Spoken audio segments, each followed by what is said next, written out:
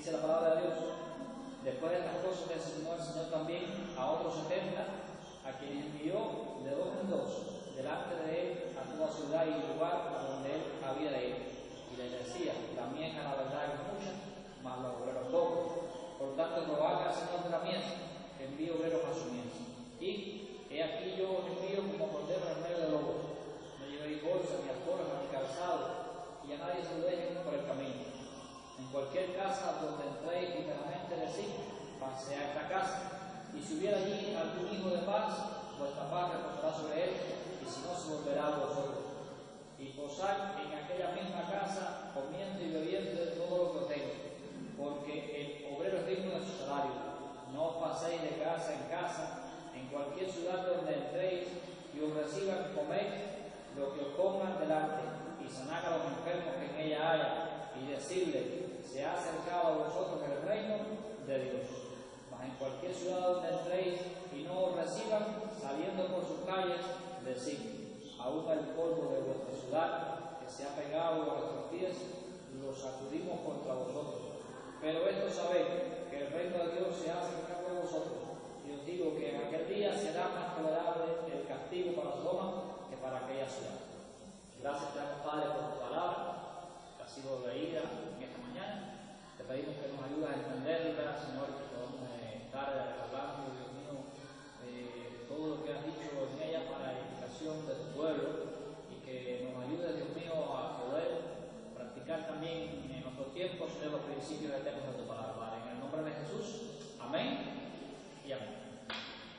Lucas, el escritor de este evangelio, único escritor gentil del Nuevo Testamento, era un verdadero apasionado por el desarrollo de la obra misionera en el mundo gentil.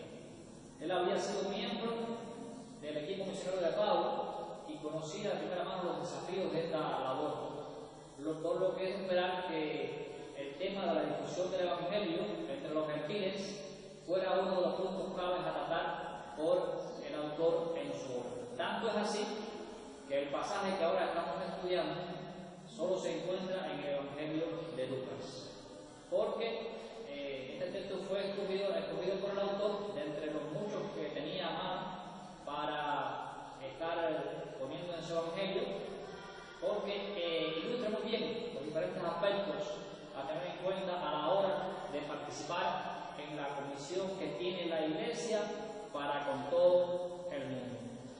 Como discípulos de Jesús, tenemos la obligación de ir a donde Él nos llama a predicar el Evangelio, a pesar de oposición, confiando en su provisión para la obra y esperando fruto abundante en la labor. Si miramos un poco para ponernos en contexto del pasaje que estamos estudiando, vemos que Jesús había estado predicando el reino de Dios en todo lugar a donde iba sanando a los enfermos, haciendo milagros como la alimentación de los 5.000 con solamente 5 panes y 2 peces, y anunciando una y otra vez la necesidad de su padecimiento, muerte y resurrección, como lo hizo en el capítulo anterior, en el versículo 21. Más adelante, en el 9:51, Lucas nos dice que cuando se cumplió el tiempo en que él, Jesús, había de ser recibido arriba, afirmó su rostro para ir a Jerusalén. En ese momento, cuando Jesús está yendo a Jerusalén, en cuanto nombra a otros 70, a los que mandó por delante de dos en dos, a todos los pueblos y caseríos que se podían visitar, como dice aquí el capítulo 10, versículo 1. Este pasaje entonces se está refiriendo a una misión mucho más amplia que la que había sido dada anteriormente a los 12 discípulos. Y mirando la cantidad de enviados en este momento, tenemos que destacar que el número 70 era muy importante para los judíos, era un número simbólico, porque había sido el número de los ancianos que fueron elegidos para ayudar a Moisés a gobernar el pueblo en el desierto. También era el número de los integrantes del Sanedrín, era como el Consejo Supremo de los judíos. Y se decía que también 70 era el número de las naciones del mundo. Y como Lucas tenía una visión universalista, entonces estaría pensando, podemos pensar también nosotros, que él tenía en su mente cuando las naciones conocerían y amarían a su Señor. Aunque en el tiempo en el que se está dando el texto, el ministerio estaba confiado solamente a los judíos. Es por eso que podemos decir que el mensaje de este pasaje también está dirigido a todos los discípulos de Cristo en todos los tiempos. El primer punto que vamos a estar tratando para desarrollar el mensaje es que somos coparticipantes de la misión universal de Dios. Si miramos aquí los versículos 2 al 3, vamos a ver que nos está dando esta idea. Lo primero que nos dice en el versículo 2 es que debemos orar al Padre, rogar pues al Padre, al Señor de la mies, que envíe más obreros a su mies. Entonces, nosotros estamos viendo que Jesús le está diciendo a los discípulos que debían de estar orando e intercediendo porque esto se hiciese una realidad. La misión, si vemos ahí en primer lugar, no es la misión de la Iglesia, la misión de Israel, ha sido siempre la misión de Dios. Dios quiere darse a conocer al mundo como Señor y Salvador. Y para ello siempre ha utilizado a un pueblo escogido. Escogió a la nación de Israel, escogió al pueblo judío y también escogió a la Iglesia para que nosotros pudiésemos ser coparticipantes en la misión de dar a conocer a Dios al mundo como Señor y Salvador. Es la tarea que tenemos como Iglesia, como pueblo de Dios en este tiempo.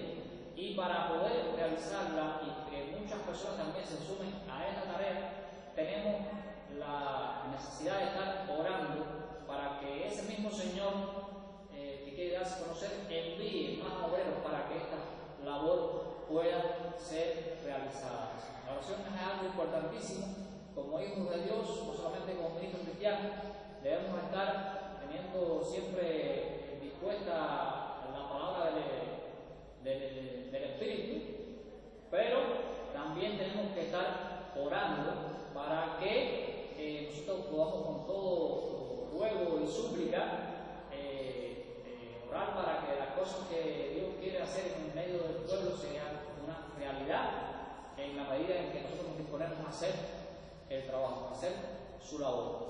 La oración es el medio por el cual podemos nosotros estar sirviéndonos para que podamos tener éxito en nuestra tarea, para que el Señor envíe personas que puedan estar conociendo a Dios y que también, junto con los que ya lo conocen, puedan estar disponiéndose a realizar la obra misionera de predicar el Evangelio a toda criatura. Dios nos ha mandado con ese propósito y nosotros tenemos que sumarnos, y para ello tenemos que estar orando al Señor que envíe más obreros a su mies. ¿Cuál es la respuesta que Dios espera a esta oración y también a su llamado de estar participando en su comisión? La obediencia. ¿Qué fue lo que hicieron los discípulos? Aquí en el capítulo los versículos que le siguen, vamos a ver que dice el capítulo 10, versículo 17: volvieron los 70 con gozo diciendo: Señor, aún los demonios se nos sujetan en tu nombre. Quiere decir que estos discípulos que fueron enviados, que fueron comisionados, no se quedaron allí sin hacer nada. Fueron, hicieron la tarea que el Señor les había mandado y estaban gozosos de que incluso hasta los demonios se les sujetaban en el nombre de Jesús. Entonces, ellos debían de ir con sencillez en medio de una horda de lobos rapaces que tratarían de ejecutar su misión. Y otro aspecto que vemos también en el llamado que tenemos, en la participación que tenemos en la comisión de estar llevando su palabra. Mientras vamos, encontraremos oposición. Es algo que tenemos que estar bien conscientes de ello. Nuestro Señor le está llamando a los discípulos la atención de que la obra que iban a emprender era peligrosa.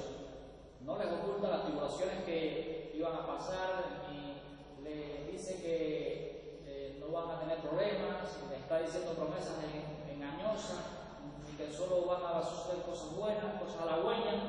Les está diciendo la realidad. He aquí, yo os envío como cordero en medio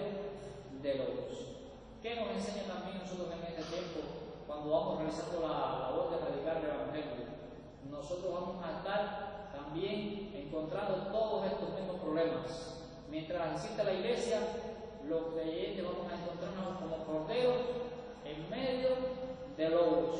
Tenemos que esperar ser aborrecidos, perseguidos, maltratados por los que no tienen a Cristo. Esto puede suceder. Juan lo dijo en 1 Juan capítulo 3, versículo 13: no os maravilléis, hermanos míos, si el mundo os aborrece. Y Pablo lo decía más tarde en 2 de Timoteo capítulo 3, versículo 12: todos los que quieran vivir piadosamente en Cristo padecerán persecución. Entonces, que no nos extrañe cuando estemos haciendo la labor del Señor, que vengan todas estas persecuciones y oposición que podemos encontrar en la tarea. Ahora, esto nos lleva al segundo punto que queremos estar tratando, algunas consideraciones importantes para realizar la obra misionera.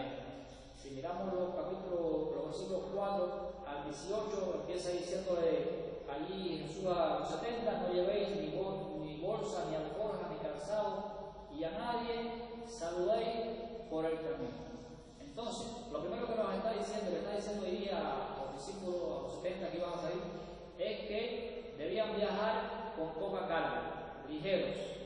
Si miramos en aquel tiempo las caminatas que se realizaban eran caminos largos, trayectos largos, por lo que para un viaje se llevaba una bolsa pequeña para guardar el dinero y otra un poco mayor que se podía llevar para el pan o el alimento que se iba a utilizar en el camino.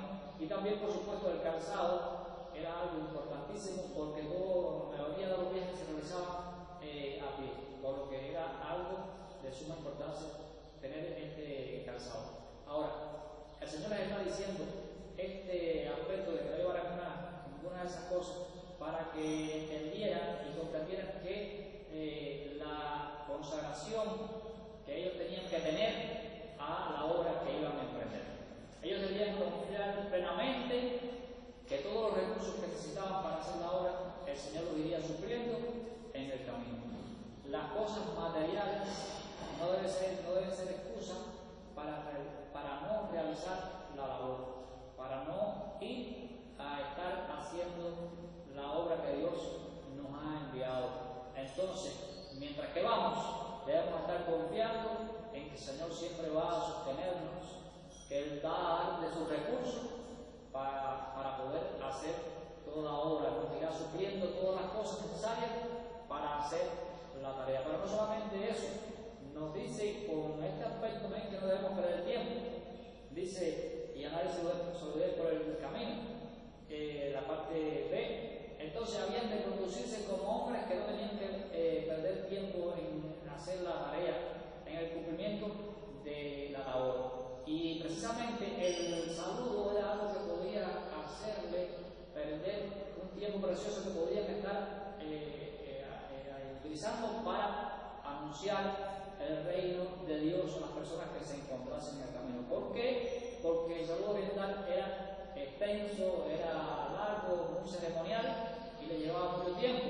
Entonces la enseñanza aquí no es que fueran descorteses, sino que realmente saludaran a las personas, pero que no se detuvieran en todas estas ceremonias rituales, porque este tiempo era más precioso utilizarlo en la labor de estar llevándole a las personas la palabra del Señor. Entonces, si miramos aquí lo que decíamos al principio de robar al Señor de la mies, esta imagen de la cosecha, habíamos dejado esto para este momento, nos da la idea de que las personas que estaban recibiendo originalmente el mensaje conocían muy bien toda esta imagen de la agricultura. Y es que cuando las cosechas estaban ya para recogerse, había un tiempo precioso que había que utilizarlo para poder recoger toda la cosecha, porque después de esto venía la lluvia, y si no se recogía en este tiempo, entonces corría el riesgo de perderse todas estas cosechas. Entonces, lo que nos está diciendo aquí, tanto la imagen de la cosecha como también el asunto de la solidaria del camino, es que hay urgencia en hacer la labor. Nosotros tenemos que aprovechar bien el tiempo porque los días son malos. Esforcémonos pues para hablarle al mundo del mensaje que Dios nos ha dado en su palabra, el mensaje de salvación, de oración, el mensaje que puede cambiar vidas y transformar para que la vida pueda realmente atesorar esto. Necesitamos que las cosas vanas que nos ocupan el tiempo y que nos están quitando la urgencia que tenemos que tener para llevarle el mensaje a las personas, pues podemos ponerlo a un lado y poner en primer lugar todo lo que tenemos que hacer para esforzarnos y estar llevando el mensaje de salvación a las personas. Entonces, ¿qué tenemos que hacer? También enfocarnos en los hijos de paz. Donde quiera que hubiera un hijo de paz, lo que está queriendo decir es que las personas en algunos lugares donde ellos se encontraran, muchos de ellos iban a estar abiertos al mensaje de salvación, iban a estar dispuestos a escucharlo y después también incluso iban a estar de acuerdo con este mensaje. Estas personas había que dedicarles más tiempo y está en contraste con aquellas personas que le volverían las espaldas, que se opondrían a ellos, y tenemos que ver que debemos de predicar la palabra a todo el mundo, a toda criatura, no debemos hacer excepción de personas, pero realmente aquellas personas que Dios ha ido trabajando con ellos, que están dispuestos a recibir el mensaje, pues a esas personas dediquémosles más tiempo explicándoles el mensaje de Dios para sus vidas. En el proceso, algo que también tenemos que tener en cuenta es que no debemos de buscar comodidades a la hora de que estemos haciendo la tarea. Esto no solamente tiene que ver con los ministros cristianos en cuanto a que hagan su labor misionera en otros lugares en los cuales tienen que recibir hospitalidad, sino que toda persona que se disponga a anunciar el Evangelio en su localidad, en cualquier lugar donde vaya, no tenemos que estar aspirando a que nos pongan las mejores cosas. Con las condiciones que tengamos, hablemos del Señor y estemos simplemente buscando anunciar el Evangelio a toda criatura, que el alimento, el manejo doméstico, que todas las demás cosas alrededor que las personas quieran darnos, que nosotros vamos a estar hablando, que nos den, no sea un impedimento para que nosotros podamos estar haciendo la tarea que Dios nos ha mandado, mostrándole a las personas quién es el Señor y la obra de salvación que quiere hacer en cada vida. Felices los que se consideran como peregrinos y extranjeros en esta vida y cuyos mejores bienes son los venideros. El obrero realmente merece su paga, pero el siervo del Señor no puede buscar lujos. Con lo que tengamos, hagamos la labor y el Señor recompensará nuestra tarea en el nombre de Jesús. Y el tercer punto que queremos estar tratando aquí ahora es el contenido del mensaje, su confirmación y su alcance. ¿Qué era lo que iban a estar anunciando los discípulos en cada lugar a donde llegaran? Pues simplemente era el mensaje del Evangelio, y realmente en aquel momento ellos no lo tenían completo, porque decimos esto, el mensaje del reino que ellos iban a anunciar consistía en estar anunciando todo lo que la Escritura anunciaba acerca del Mesías prometido y de todo lo que se iba a realizar, pero nosotros todavía no había ido Jesús a la cruz del Calvario y había muerto por la salvación de todas las personas, y había dado su sangre para que pudiesen ser perdonados los pecados y las personas pudieran entrar confiadamente a la presencia de Dios. Esto no había sucedido, pero sin embargo estaban las promesas, y lo que ya estaba que había que anunciarse es que el reino de Dios se había acercado, ya estaba a las puertas, estaba ahí, porque Jesús estaba a punto de ir a dar su vida por los pecadores. Nosotros en este tiempo sí tenemos el mensaje de salvación completo.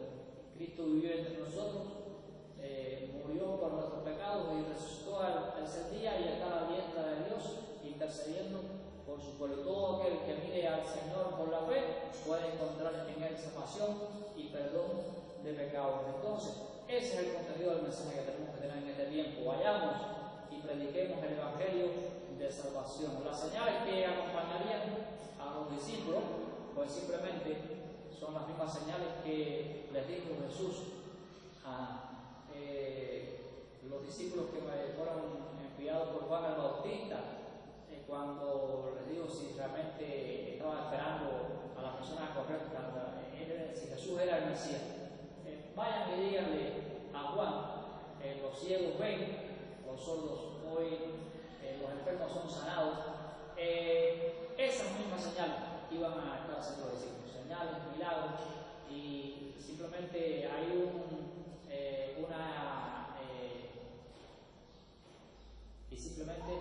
una frase que define allí la palabra cuando los discípulos regresaron: aún los demonios se nos sujetan en tu nombre.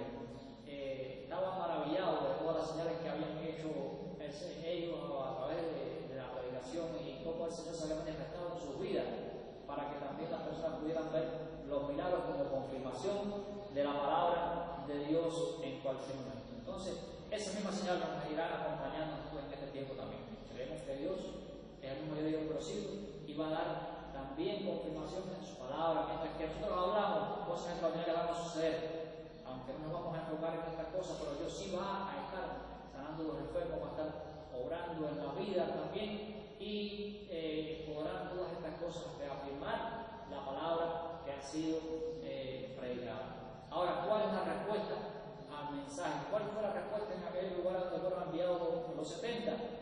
Pues simplemente cuando dice aquí Jesús que cuando llegara a un lugar, pues entonces las personas iban a tener diferentes reacciones. Los hijos de paz, pues los hijos de paz recibirían allí la palabra. Muchos de ellos encontrarían la salvación en Jesús después de que recibieran toda esta palabra de salvación, pero también se podría encontrar con aquellas personas que se opondrían al mensaje, que rechazarían el mensaje.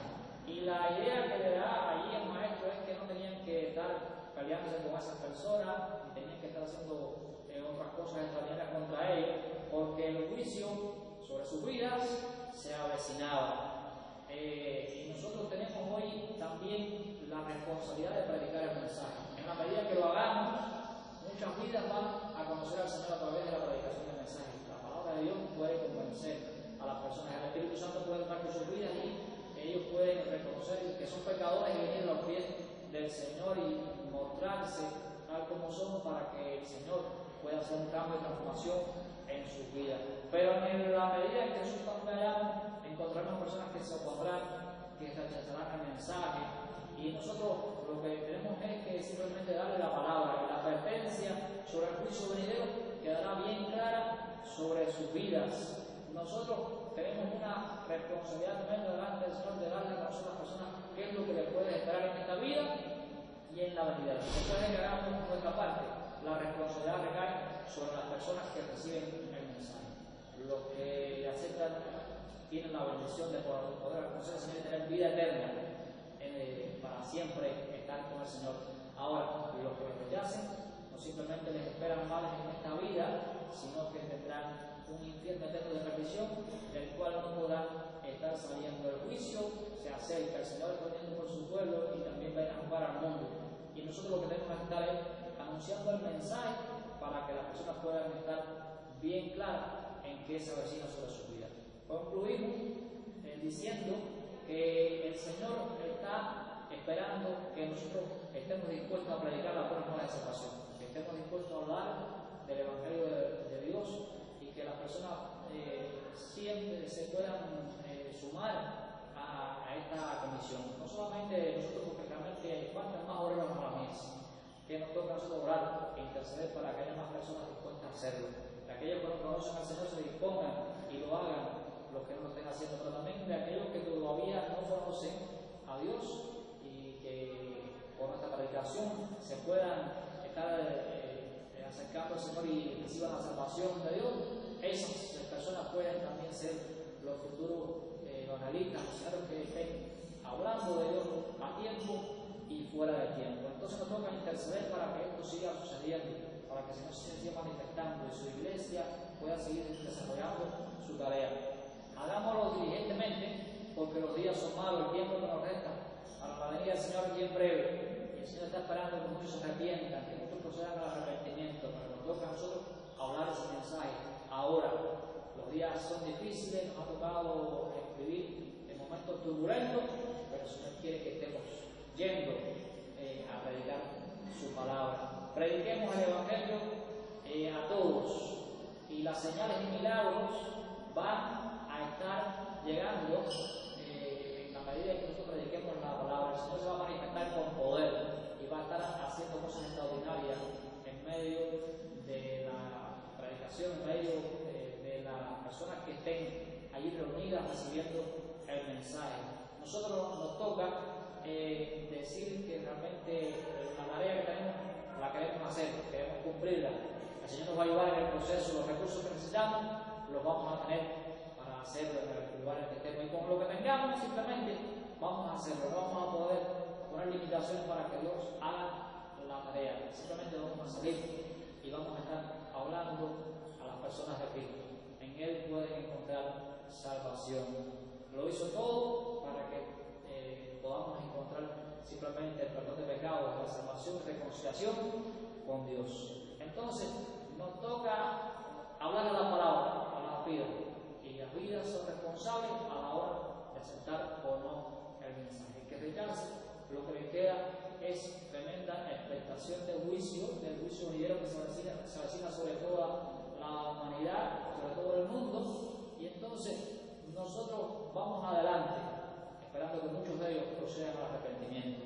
No importa los que se opongan, sigamos adelante, irá andando y llorando el que lleva la preciosa semilla, pero volverá con regocijo trayendo su